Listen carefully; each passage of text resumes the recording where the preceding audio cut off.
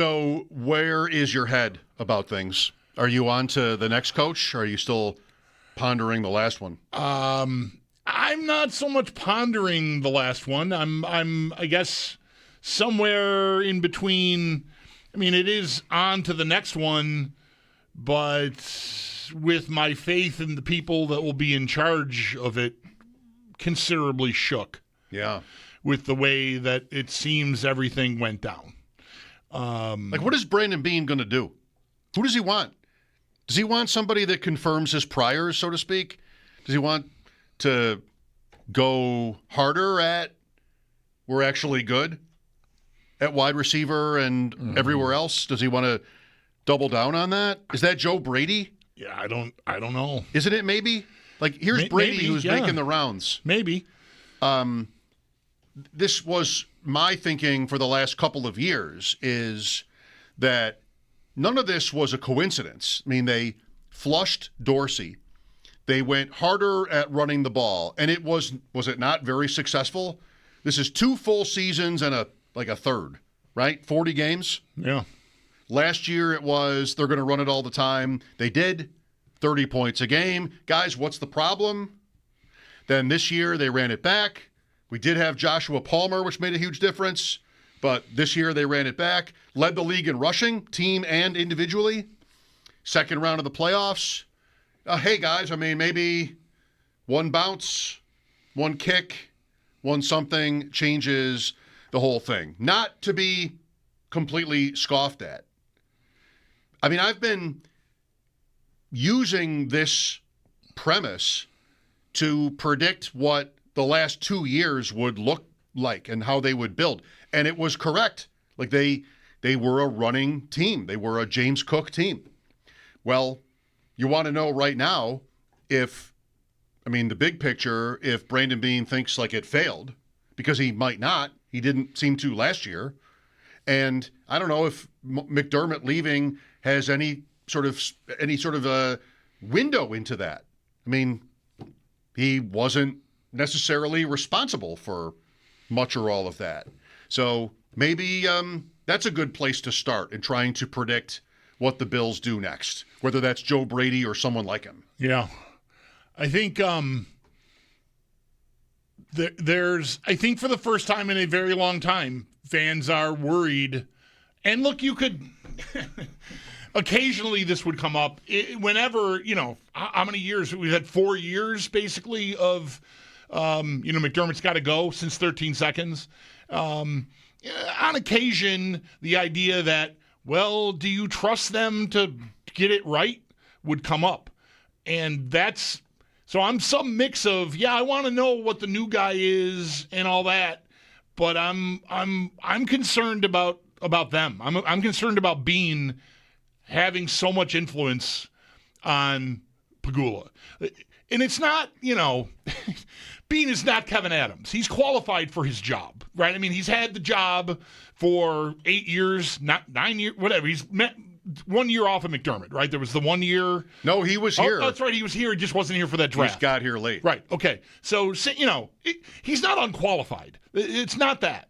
It's just, I wonder, there's a few things that are in my head here that I think are informative, at least as talking points. Whether they end up mattering or not, I mean, really we rely on how well this coach does and how well this coach bonds with Josh Allen and makes the rest of this all sing at least as well as it has been singing, with flaws and all. I mean, it's still, 12 wins again this past year with whatever limitations they thought they had internally because of McDermott. Here's the things. My head is at this.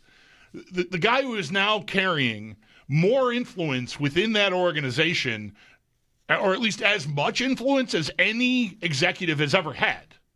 I mean, Beane is now president of football and GM. That's like Tom Donahoe. All right? And that was like a first and only for the previous ownership. But here we are. And here are the things that worry me about him. His judgment, I think, is to be questioned in a few areas. Most recently here, I mean, I'll work, chronologically backwards. Floating this idea to the national guys here and whoever, I guess, wants to listen locally that, all the playmakers and all the, the Rappaport piece from NFL Network where, he's laying out basically what I'm assuming is spoon-fed to him by someone within the Bills, whether it was Beane directly or not, is nonsense. I think that, we all watched, and I think objectively, you look at this team as flawed as any build that they've had during this run, just from a talent perspective. And them planting a flag on McDermott was critical of it is very tough, I think, for a fan base that is as plugged in and educated as I think this fan base is. So that's bad judgment there. I think going to this was your point, and I always pushed back against it because I didn't want to believe that the GM would think floating that he almost traded for Jalen Waddle would make them or him look good. But there's no way that made him or them look good. But yet that happened, and if that was him, I mean, what are you doing? That was a Kevin Adams playbook play, which is, I tried. Right. And I think there's a sort of knee-jerk reaction to try to get people to believe that. But, I mean, I don't know. This isn't a Buffalo thing for me, but it could be said, I guess, like the size of the market. It just doesn't. Nobody's that impressed. It just doesn't do anything to help your cause. It doesn't help your standing with your fans. I don't think it helps your standing with your team, the players, anyone. So that's number two. And the first one goes all the way back to the spring with the phone call and the appearance with Jeremy and Joe and creating the spectacle he did and then taking a victory lap about it. And again, this is not like, I don't think I've ever said it exactly like this, so I want to say it this way. It's not personal. Yes, I love Jeremy. He's one of my best friends, and I'm close with Joe too. You can't stand Joe. But Brandon Beane Be honest. could have gone on the Colin Cowherd show and made that spectacle of himself, and I would feel the same way about what he said. He kind of did, though, yeah, maybe. Quite kind of. I mean, Eventually. he took a victory lap. He went everywhere. Kind of all around. And what did that accomplish for you? Weigh the pros and cons. Like, your temper, you're so unable to handle this criticism. And yeah, I know what it's like. The drums are banging constantly. And you're sick of it. Guess what? Put your head down and build your team. And don't brag about it. And don't call everyone idiots that thinks that you don't have enough at receiver because, 6 months might go by and they may prove to be right.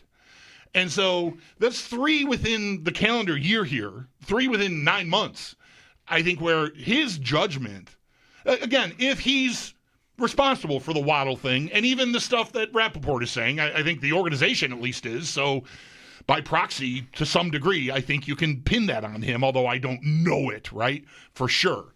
But it makes every bit of sense in the world. That guy is now in charge of everything over there. And that shakes me a little. Because Pagula, we know, can be had. We just watched him get out of the woods with the hockey team here after wandering around like Sandra Bullock in that movie where she can't take the blindfold off. And he just like, you know what? I like the blindfold. Give me the blindfold back. I want the blindfold again. Like, I feel like to some extent he's steering the Bills into some darkness here, at least for the time being. I mean, fans are, not everyone. And none of this is to say that they didn't have cause to move on from Sean McDermott. It's just now, what are we left with, right?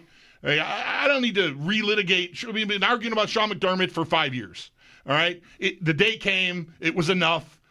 Too many losses in the big spots. Okay. But this, all the talent and the deep pool of playmakers on defense and whatever Rappaport is talking about NFL Network, the Bills are trying to spin this in some way that McDermott colossally failed them, when I think a lot of fans, even those who were critical of him in the past, look at this year and say, man, the guy really, there's some chicken salad here, out of you know what. And I just think it's a miss. I just think it's a miss. And they can't afford to miss on a coach or really anything else. I mean, the new coach is going to walk in here expected to deliver what McDermott had been delivering with regularity the last 6 seasons. And that is a very hard spot to be in for any new person, but that's what they've created. So I'm worried about their ability to get all of that right in a few months here, because that's all they've got. I mean, they've got from February to the draft at the end of April. That's nut cutting time for putting your roster together and making your moves. And I just think they're in tough, and I'm shook by the people who are in charge. And again, it's not that I think Beane is incompetent. I just think he's a little itchy on the trigger and temperamental in a way that I don't think always serves people the best. That's where my head's at. I did not sleep last night well at all. Oh, wow. Because of this? Because of this. Really? Yeah. And I think that's a bad sign for my overall mental health, I think. But I think so. I cannot remember the last time that happened. I woke up at 2 a.m. because, I'm 60 and that happens most days, most nights. And I was just going over and over and over. I don't like this. And again, this is not like, oh, bring back Sean McDermott. Like, I get it. I understand wanting to make that change. But how sloppily this all was handled, the press release, like everything just seems like they created, even if you are not parting as amicably as you'd want us to think, you should still want us to think that it's amicable. Like we worked together, we ran this as far as we could, and something's got to give. And okay, if it's a gunfight, only one guy's coming out of the saloon, and it's Brandon Beane. Okay, but at least don't botch the firing. And I feel like they botched that. And I'm not being sensitive because I admire and respect Sean McDermott. I mean, they wrote Admiral in the first sentence of the release talking about his firing. I mean, what are you doing? Admiral. What are you doing? I'd like to have the 30 for 30 on that. Because that's not a typo. I used that word yesterday. It's really not. I mentioned this to my wife, and she's like, I mentioned AI. She's like, AI wouldn't have done that. AI would have done better. Right. I think so, too. They would not have written Admiral. Yeah. So I don't know. I don't know. I said a lot. I don't know what if I'm leaving us in a place where, you don't know what off-ramp to take. But like that, my head is there. I'm shook by how this went down, more than I am that they made a change. I think, again, I can understand. I think a lot of people can understand wanting to make a change. Okay. Well, how it went down means what? They lost in the second round again, and they might have been prepared to make this move if that had happened. I mean, if they had won Saturday, we're not talking about this. They're playing Sunday. But they didn't. So I'm not sure I want to say that this is that like sort of unusual of a process or anything like that. The release was unfortunate, but that doesn't necessarily tell you how it happened or anything like that. I'll agree that I think it's totally reasonable to be a little bit uncomfortable with how they make their next move, whether that's Beane or Pegula, especially if it's Pegula. Oh my God! Like if this is good, if this is going to be his decision, I don't know. I mean, just put your hands on your head and hold on tight. He did hire McDermott though, and so he doesn't have to go badly. I'm not interested at all in the quote promotion. I think that's what you do in this situation is you elevate one person who it was never really clear on just like what amount of the power he had versus McDermott. So I don't think that the promotion has to tell us necessarily anything. I'll say Bird Box is the movie. Thank you. Bird Box. I couldn't think of the name of is the Sandra Bullock movie. Yeah. Where she's in the woods. I didn't see it, so don't ask me any follow-up questions. I think I've seen one movie with her in it, and that's Speed, where she's on a speeding bus. Yeah, right. Yeah, with Keanu Reeves. Yeah, and Dennis Hopper. I think it might be the last movie I've seen. Oh, boy. For the first time. Wow. It might be. All right. I wonder if they have a coach in mind. We had Diana Rossini today on with Dan Le Batard saying, I'm not sure what I think of her. as a reporter, but she's out there. She's somebody in the space. And she said that she didn't get the sense that the Bills really had a plan for replacing McDermott. And so what's that? Is that good or bad? Is it necessarily bad? Maybe not. I'm really open to lots of different kinds of ideas at this point. Young is interesting to me. Tell me who it is and what the credentials are.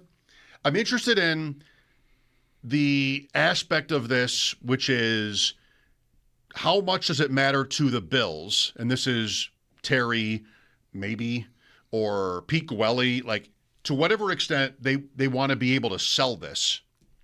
Because that's not necessarily hugely important, is being able to convince the outside world that this is the right guy to replace Sean. Like, we're not going to know that anyway until they start to play. Yeah. But that's usually important to teams. And with that in mind, this is either a quarterback coach or it's somebody that has a ring. This is how Sal's been talking to. I agree. I think everything in the middle is suspect. And it's just to finish the thought, why did you have to make this move? Why did you do it? Why did you bother? But then B is, I think they were going to make this move probably no matter what. I think it sounds like they had gotten to a point if there where somebody was going. If there was a meeting, Vic Carucci says 5 weeks ago, and that's interesting timing for McDermott to be blunt about the roster and the talent, because there's really nothing to be done about it at that point. The trade deadline's come and gone. You can't, go do anything about it. It might indicate that McDermott thought he was on firm enough standing and was wrong about that, clearly. But yeah, I mean, you start down that road. That tells you, like, if that meeting was some sort of a flashpoint, which is what is the way it's written, that's where this all started. Maybe if it wasn't festering already, then they should have had a plan then. Like, to hear Diana Rossini say they don't really know, what they don't have a plan makes that sound like this was a bit of an emotional knee-jerk reaction to Saturday's loss, whereas the reporting that says there's this split there, that they were offended. Beane and Pegula didn't appreciate McDermott being as critical as he was about the roster, tells you that they would have been contemplating, like, whether this guy's, is he on the same team with us, kind of, And a lot of that just reads like, I don't want to have tough conversations. And that's another thing that's got me concerned about the overall here. Is, what are you worried about? They made, however hard they're going to try to sell this new idea, they made it, to me, mountainously harder than it would have been by the way they've handled themselves in the last 48 hours. Because I think some fans, not all of them, I think some fans are rightly skeptical about what they're being told and hearing about how this all went down. So, no matter who you get, it's a little harder to go, oh, okay, this is what you're putting in front of me. Good, I like it. Because I'm starting from a place where, I've got one eyebrow raised at you the whole time. Like, oh, what are you doing over there? So I just think they've made things harder than they needed to be. Are you hoping Joe Brady gets a job somewhere else? I don't think I'm eager to have Joe Brady be the Bills' head coach.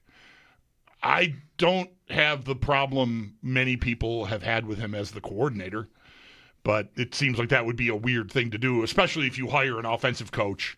But no, I don't feel like I have a Joe Brady problem unless they are going to push him to the top of the list as the candidate to take this team over. Because I'm not sure I want to get down with that. I'm not, who is, but I'm not ruling out that possibility, because I think maybe the most important thing here was to get McDermott out of the way, more than it is like a philosophical change in how the Bills play or anything like that. I mean, maybe it was Sean's too, but a lot of how they were built necessarily is Beane's vision. And that includes Brady's fit within that. That's the point I was making 20 minutes ago. It's just like how they built their offense was not an accident. And they could, Beane also, again, this year, could defend it. Like, you're going to tell me again that it didn't work? We went to the playoffs, won a game, second round, scored 30. You're going to tell me again? We're going to do this again, this dance? Like last year? You're going to embarrass me again? Just pretending like how Beane might be thinking. And they could, rushing title holder, Josh Allen. Continuity. Sure. Offensive line, still upright after a couple of years, really consistent and durable. So that could lead to Brady. Like, what? What's the problem? What don't you like? Our thing with McDermott ran its course. We decided he had to go. And after that, we want to keep it as much the same as possible. So that's Brady. I wonder if fans are hoping that the Bills are saved from themselves in that scenario. Now he's interviewing with Arizona. I think it's his fourth team so far. Still, 6 openings, including the Bills I have? Tennessee hired Robert Saleh. That'll go well. 803, maybe it will. I don't know. Second time around, defensive coordinators. Not with the Jets is a good place to start, although the Titans are pretty Jets adjacent. They're pretty close They're to the pretty Jets. Jets adjacent. Yeah, nothing against the guy, but is Right. that really, would you want to hire someone like that for the Bills? I would. I'd freak out if they did this. And I think maybe he's good, but I'm not sure I care.